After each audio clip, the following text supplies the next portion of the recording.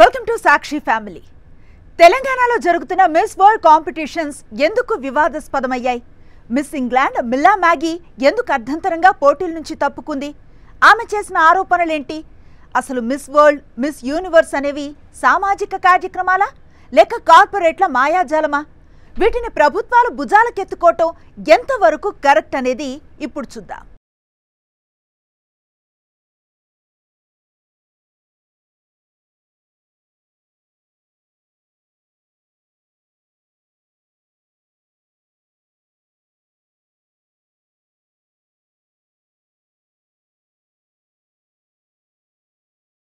Contestant చేసిన తీవ్ర ఆరోపణలతో తెలంగాణలో జరుగుతున్న మిస్ వరల్డ్ పోటీలు వివాదాస్పదమయ్యాయి.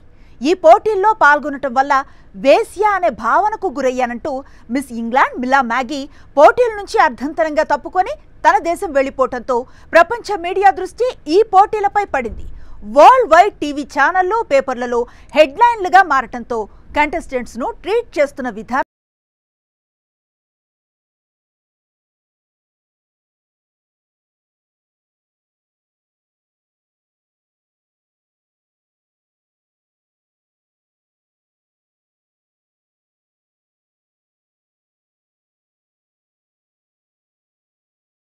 ఇంగ్లాండ్ మిల్లా మ్యాగీ ఈ పోటీలు జరుగుతున్న తీరుపై అసలేమనింది అని చూస్తే, తానొచ్చింది మార్పు కోసం, కానీ ఇక్కడ ప్రదర్శనకు వచ్చిన కోతుల్లా కూర్చోవాల్సి వచ్చింది.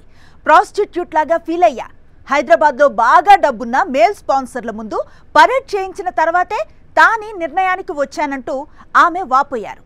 72 ఏళ్ల మిస్ వరల్డ్ పోటీల్లో మిస్ ఇంగ్లాండ్ ఇలా వాకౌట్ చేయటం ఇదే తొలిసారి. ఇక మిల్లా మ్యాగీ విషయానికి వస్తే, బేసికల్ గా తను షోబిస్ కైండ్ ఆఫ్ గర్ల్ కాదు, స్వతంత్ర భావాలున్న అమ్మాయి.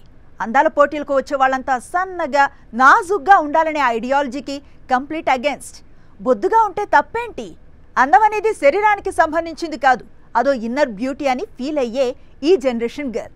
ఫీల్ అవటమే కాదు, బొద్దుగా ఉన్న తాను మిస్ ఇంగ్లాండ్ గా గెలిచి చరిత్రను సృష్టించింది. మిస్ ఇంగ్లాండ్ గా ఎంపికైన ఫస్ట్ ప్లస్ సైజ్ బ్యూటీ ఈ మిల్లా మ్యాగీ. ఈసారి మిస్ వరల్డ్ కాంపిటీషన్స్ కు కూడా ఏ బ్యూటీ విత్ పర్పస్ అనే కాన్సెప్ట్ తో నడుస్తున్నందువల్ల అది తనకు బాగా నచ్చి ఇక్కడికి వచ్చింది. అందులో భాగంగా సిపిఆర్ ను ప్రపంచ వ్యాప్తంగా ప్రమోట్ చేయాలనేది ఈమె ఆలోచన. గుండె జబ్బులు ఎక్కువైపోతున్నందున సిపిఆర్ ను ఎలా చేయాలో చిన్న పిల్లలకు సిలబస్ లో చేర్చాలంటూ ఇంగ్లాండ్లోనే పెద్ద ఎత్తున క్యాంపెయిన్ నిర్వహించింది. హైదరాబాద్కు వచ్చాక కూడా ఎందుకు ఈ పోటీల్లో పాల్గొంటుందో, తన పర్పస్ ఏంటో మీడియా ముందు క్లియర్గా చెప్పింది. అంటే అందాన్ని ఎక్స్పోజ్ చేయటానికి కాదు, సిపిఆర్ అనే ఓ పర్పస్ను ముందుకు తీసుకువెళ్లేందుకే తాను ఇక్కడికి వచ్చిందన్నది స్పష్టంగా అర్థమవుతుంది. తీరా ఇక్కడికి వచ్చాక ఆర్గనైజర్స్ అంతా స్పాన్సర్ల చుట్టూ తిరుగుతూ ఉండటం, అందగత్తల్ని ఎంటర్టైన్మెంట్ యాంగిల్లోనే చూస్తూ ఉంటే భరించలేక తిరిగి వెళ్ళిపోయింది. ఇప్పుడు తన ప్లేస్లో మిస్ ఇంగ్లాండ్ రన్నర్ అప్గా ఉన్న చార్లెట్ గ్రాంట్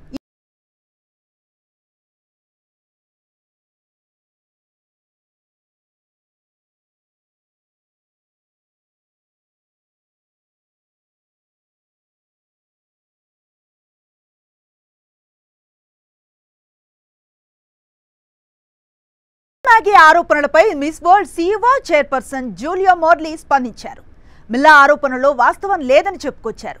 అంతేకాదు, మిల్లా హైదరాబాద్కు వచ్చిన తర్వాత తను పాల్గొన్న షోస్, ఈవెంట్స్, మాట్లాడిన అన్కట్ వీడియోస్ అన్నింటినీ మీడియాకు రిలీజ్ చేశారు. తెలంగాణ ప్రభుత్వం తరఫున పర్యాటక శాఖ ప్రత్యేక కార్యదర్శి జయేష్ రంజన్ కూడా ఈ ఆరోపణలను ఖండించారు. కంటెస్టెంట్స్ అందరితో మాట్లాడామని, ఎవ్వరూ కూడా తమతో తప్పుగా మాట్లాడలేదని చెప్పారన్నారు. చౌమహల్లా ప్యాలెస్లో ఇచ్చిన విందులో ఈ మిస్ ఇంగ్లాండ్తో పాటు మిస్ వేల్స్ కూడా అదే టేబుల్ దగ్గర పార్టిసిపేట్ చేశారు. ఆమె కూడా ఎవరూ తమతో తప్పుగా ప్రవర్తించలేదని చెప్పినట్లుగా జయేష్ రంజన్ చెప్పారు. సెల్ఫీల కోసం ఎక్కువ మంది ప్రయత్నించడంతో కొంత ఇబ్బంది ఫీల్ అయినట్లుగా తప్ప ఎటువంటి సమస్యలు రాలేదని చెప్పారట. ఈ మొత్తం ఎపిసోడ్పై, అంటే మిస్ వరల్డ్ కంటెస్టెంట్లో పాల్గొనడానికి వచ్చిన బ్యూటీస్తో ఎవరైనా స్పాన్సర్స్ మిస్బిహేవ్ చేశారా అనే అంశంపై senior IPS officer Shikha Goyal, Rama Rajeshwar, Hyderabad DCP Sai శ్రీలతో తెలంగాణ గవర్నమెంట్ ఇన్వెస్టిగేషన్ చేస్తుందని జయేష్ రంజన్ తెలిపారు. మిల్లా మ్యాగీ ఆరోపణలపై ఇంగ్లాండ్లోనూ విచారణ జరుగుతోందని వెల్లడించారు.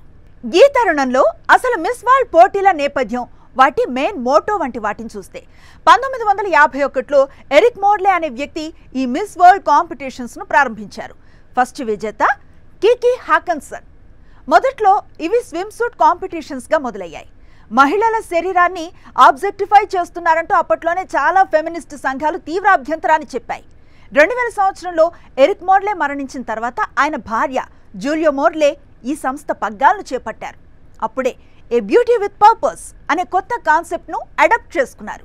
అంటే దీనిపై వస్తున్న విమర్శలను తట్టుకోవటానికి అనేది ఈజీగా అర్థమవుతుంది. ఇక ఇండియా వైపు నుంచి చూస్తే మన వాళ్ళు ఇప్పటి వరకు 6 సార్లు ఈ మిస్ వరల్డ్ టైటిల్స్ గెలుచుకున్నారు.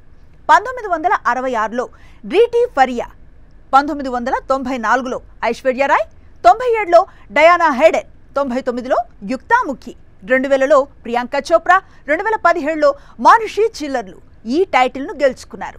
ముంబైకి చెందిన రీటా ఫరియా ఓ డాక్టర్. మిస్ వరల్డ్ గెలిచిన ఫస్ట్ ఏషియన్ కూడా తనే. ఈమె మిస్ వరల్డ్ అయిన సమయంలోనే అమెరికా వియత్నాం యుద్ధం జరుగుతోంది. ఈ యుద్ధంలో సైన్యాన్ని ఎంటర్టైన్ చేయడానికి అమెరికన్ సైనికులను ఆటపాటలతో అలరించాలని అమెరికా రీటాను వియత్నాంకు ఆహ్వానించింది. రీటా ఫరియా తర్వాత దాదాపు 30 ఏళ్ల వరకు మరో ఇండియన్ గర్ల్కు మిస్ వరల్డ్ కిరీటం దక్కలేదు. అయితే ఆశ్చర్యకరంగా భారత్ లిబరలైజేషన్ వైపుకు అడుగులు వేసిన తర్వాత 1994లో ఒకేసారి మిస్ వరల్డ్గా ఐశ్వర్యరాయ్, మిస్ యూనివర్స్గా సుస్మితా సేన్లు ఎంపికయ్యారు. ఆ తర్వాత 2000 సంవత్సరంలో లారా దత్తా మిస్ యూనివర్స్గా ఎంపిక అవటం, ఆ తర్వాత మరో 2 దశాబ్దాల్లో మరో 3 ప్రపంచ సుందరులుగా ఎంపిక కావటం చూస్తుంటే ఖచ్చితంగా కొన్ని అనుమానాలు రాకమానవు. ఎందుకంటే ఇండియాలో 1994 వరకు చట్టాలు చాలా కఠినంగా ఉండేవి. ఇక్కడ కంపెనీ పెట్టాలన్నా, ఏదైనా వస్తువులను దిగుమతి చేసుకోవాలన్నా తడిసి మోపెడయ్యేది. లిబరలైజేషన్ వచ్చాక ఈ పరిస్థితి మారిపోయింది. దీంతో ప్రపంచ దేశాలకు 120 కోట్లున్న భారత్ అతిపెద్ద మార్కెట్గా కనిపించింది. బ్యూటీ ప్రొడక్ట్స్ విషయంలోనూ ఇదే జరిగింది. కాలి గోర్ల నుంచి తల వెంట్రుకల దాకా, ప్లాస్టిక్ సర్జరీల నుంచి డైటీషియన్లు, బ్యూటీషియన్ల దాకా మొత్తం నెక్స్ట్ లెవెల్కు చేరింది. దీంతో దేశంలో బ్యూటీ మీద, వాటి ఉత్పత్తులపైన ప్రత్యేకమైన శ్రద్ధ పెరిగిపోయింది. ఫలితంగా అప్పట్లో 100 కోట్లు కూడా దాటని కాస్మెటిక్ ఇండస్ట్రీ బిజినెస్ ఇప్పుడు అంటే 2024 ఇండియన్ కాస్మెటిక్ బిజినెస్ ఏకంగా 1,22,000 కోట్లకు పైగా పెరిగిపోయింది. అంటే దీని వెనుక ఎంత పెద్ద వ్యాపారం జరిగిందో చెప్పాల్సిన పని లేదు. అంటే వీటిని కార్పొరేట్లే భుజానికి ఎత్తుకొని ప్రోత్సహిస్తున్నాయనేది కాదనలేని నిజం. అటువంటిది ఈ పోటీలను ప్రభుత్వాలు ఎలా సమర్థిస్తాయి?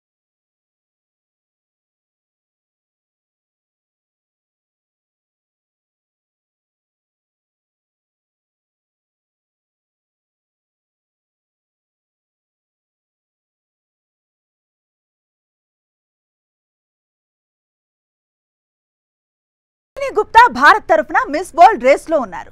మిస్ వరల్డ్ కిరీటం గెలుచుకుంటే 10 కోట్ల క్యాష్ ప్రైజ్, మిస్ వరల్డ్ ఆర్గనైజేషన్కు బ్రాండ్ అంబాసిడర్గా ఉండే అవకాశం దక్కుతాయి.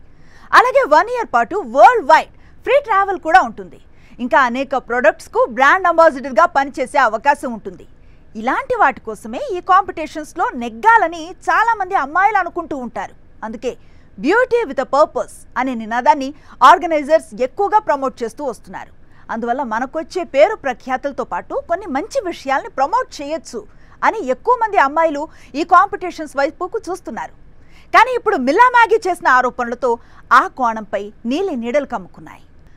మన దేశంలో miss India, miss universe, miss earth వంటివి ఎవ్వరు గెలుచుకున్నా భారతీయ స్త్రీలందరూ గర్వించదగ్గ విషయంగా చెప్తారు. కానీ శరీర కొలతల ఆధారంగా వాళ్ళు చేసే స్టేజ్ షో, స్కిన్ షో ఆధారంగా ఈ పోటీలన్నీ కూడా జరుగుతాయి. ఏదో 1-2 ప్రశ్నలు అడిగి వారి తెలివిని టెస్ట్ చేసి సెలెక్ట్ చేశామని చెప్తారు. ఇందులో అమ్మాయిలు గర్వించదగిన అంశం ఏముంది అనేది ఫెమినిస్టుల ప్రశ్న. పైగా అందం అనేది శరీరం యొక్క రంగు, అవయవాల కొలతలు అని అమ్మాయిలు తప్పుగా అర్థం చేసుకునేందుకు ఇటువంటి పోటీలు కారణంగా మారుతున్నాయని వీరు ఆరోపిస్తున్నారు. ఫిక్స్ చేసిన కొలతల్లో మన శరీరం లేకపోయినా, మంచి రంగు, తెలివితేటలు లేకపోయినా జీవితమే లేదు అనేంతగా ఇలాంటి పోటీలు తయారయ్యాయి.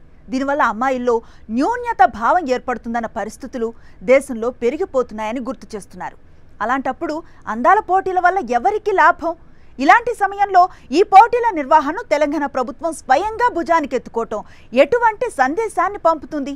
పైగా ఇప్పటివరకు మన దేశంలో ముంబై, బెంగళూరులో ఈ పోటీలు జరిగాయి. ఆ 2 సార్లు ప్రభుత్వాలు ఆర్గనైజర్స్కు లాజిస్టిక్ సపోర్ట్ మాత్రమే ఇచ్చాయి. కానీ ఇక్కడ తెలంగాణ గవర్నమెంట్ ఏకంగా పోటీల నిర్వహణలో భాగస్వామ్యాన్ని తీసుకుంది.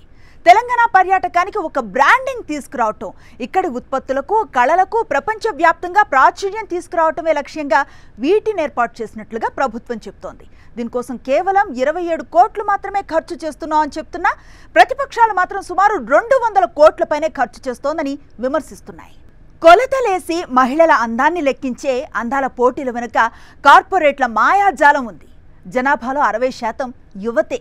వీరిని ఆకర్షించే తమ సౌందర్య సాధనాలు, ఉత్పత్తుల అమ్మకాలు పెంచుకోవటానికే ఈ అందాల పోటీలు అనేది కాదనలేని నిజం. వీటిపై ప్రపంచవ్యాప్తంగా పలు దేశాల్లో వ్యతిరేకత వచ్చింది. శ్రమైక సౌందర్యానికి గౌరవం ఇవ్వాలే తప్ప మిగతా మహిళలలో ఆత్మన్యోన్యతను పెంచేదిగా ఉన్న ఈ పోటీలను పాలకులు ఎలా సమర్థించుకుంటున్నారనేది ప్రశ్న. అందుకే తెలంగాణ ప్రభుత్వం వీటి నిర్వహణ బాధ్యతలను స్వయంగా భుజానికి ఎత్తుకోవటం ఆరోపణలకు దారితీసింది. ఇది వాల్టి స్టోరీ. మరో ఇంట్రెస్టింగ్ టాపిక్తో మళ్ళీ కలుద్దాం. Stay tune to Sakshi.